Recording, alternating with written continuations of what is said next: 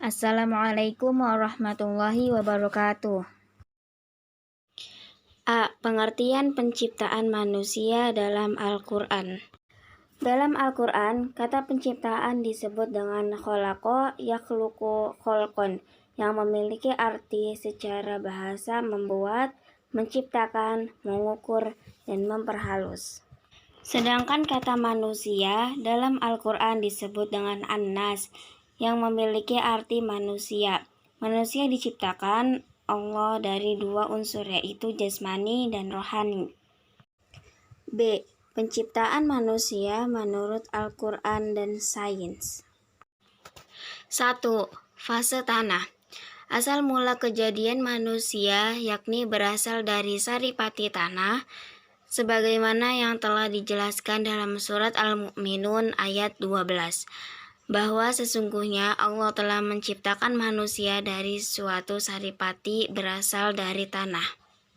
2. Fase nutfah. Saripati tadi berubah menjadi nutfah. Kata nutfah diterjemahkan sejumlah amat kecil bagian dari total volume suatu zat. Kata ini terdapat 11 kali dalam Al-Quran.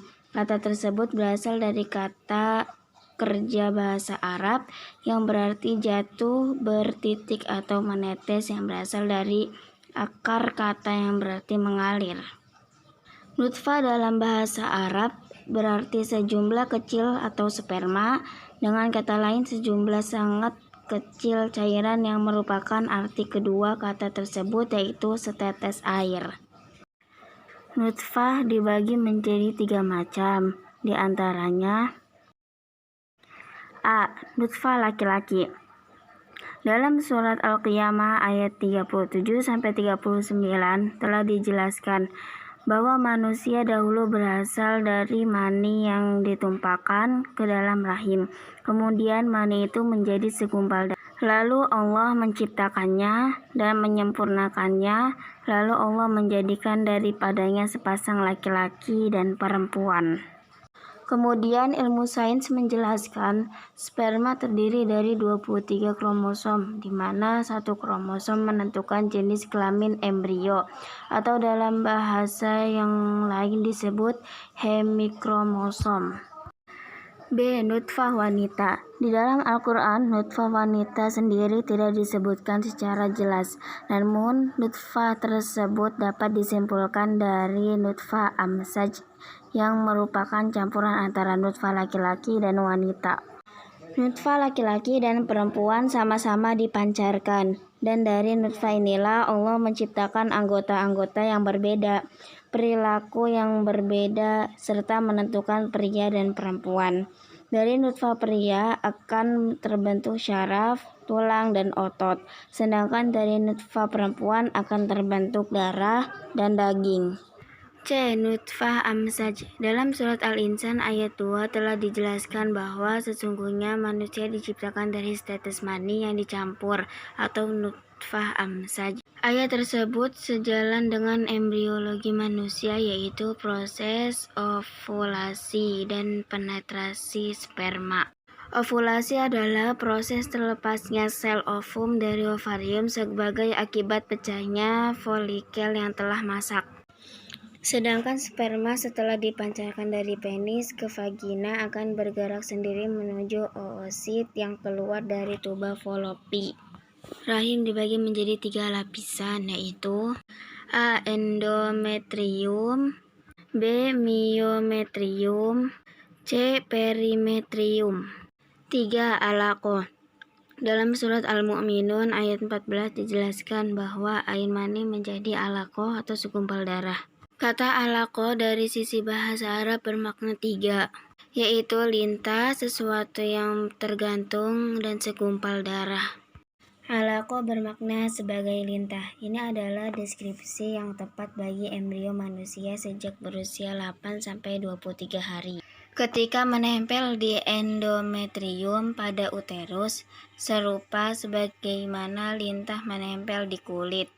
Serupa pula dengan lintah yang memperoleh darah dari inangnya, embrio manusia juga memperoleh darah dari endometrium decidue saat hamil. Ini gambar alaqah yang menyerupai lintah. Arti kedua, alaqah adalah sesuatu yang tergantung. Dan hal ini adalah apa yang dapat kita lihat pada penempelan embrio di uterus atau rahim selama tahap alaqah. Ini adalah gambar alaqah seperti sesuatu yang menggantung. Arti ketiga adalah segumpal darah. Hal ini signifikan untuk diamati, sebagaimana pernyataan Profesor Moore bahwa embrio selama tahap alaqah mengalami peristiwa internal yang sudah dikenal, seperti pembentukan darah pada pembuluh tertutup sampai siklus metabolisme selesai di plasenta.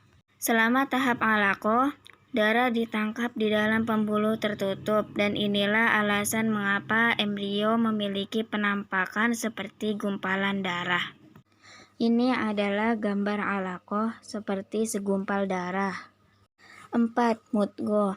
Dalam potongan surat Al-Mu'minun ayat 14 juga dijelaskan tentang mudghah, yakni alaqah atau segumpal darah itu berubah menjadi mudghah, segumpal daging.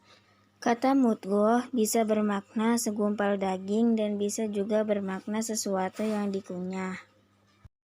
Ini terjadi pada hari 24 dan 25 akhir minggu keempat.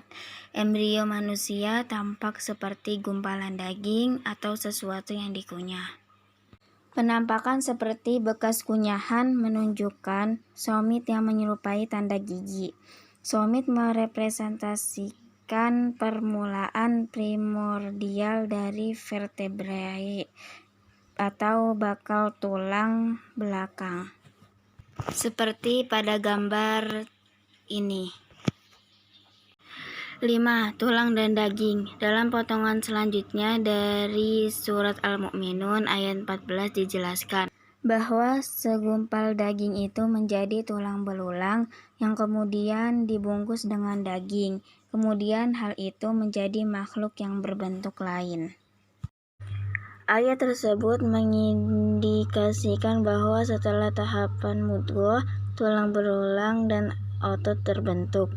Hal ini sesuai dengan perkembangan embrio. Pertama, tulang terbentuk sebagai model kartilago, tulang rawan, dan otot atau daging berkembang menyelimutinya dari mesodermal somatik.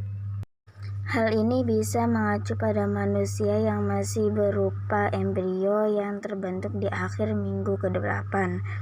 Pada tahapan ini, embrio memiliki karakteristik khusus dan memiliki primordial bakal seluruh organ dan bagian-bagiannya baik internal maupun eksternal. Setelah minggu ke-8, embrio ini disebut fetus.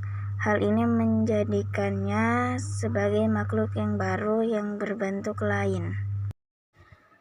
Sekian dari saya, mohon maaf jika ada yang kurang tepat. Terima kasih. Wassalamualaikum warahmatullahi wabarakatuh.